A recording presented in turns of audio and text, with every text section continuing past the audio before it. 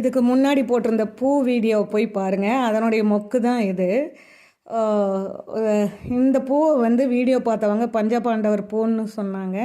So நானும் கூகுளில் search பண்ணி பார்த்தேன். இந்த பஞ்சபாண்டவர் பூன்னு ஏன் சொல்கிறாங்கன்னா, இந்த மேலே இருக்கிற 3 கம்பி மாதிரி நீட்டிகிட்டு இருக்கிறது வந்து மும்மூர்த்திகளான பிரம்மா, விஷ்ணு, மகேஸ்வரன்னும், அதுக்கு கீழே கொஞ்சம் உருண்டையாக இருக்கிறது வந்து திரௌபதினும், அதுக்கு கீழே அந்த எல்லோ கலரில் 5 கோடாட்டும் பிரியும், அதுவும் காம்பு மாதிரி தான் இருக்கும்.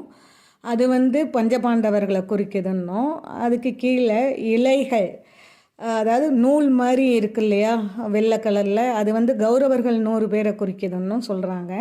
இது வீட்டில் வளர்த்துனா ஐஸ்வர்யம் நிலைக்கும் அப்படிங்கிறாங்க. 3 வருஷத்துக்கு ஒரு தடவை தான் பூக்கும்.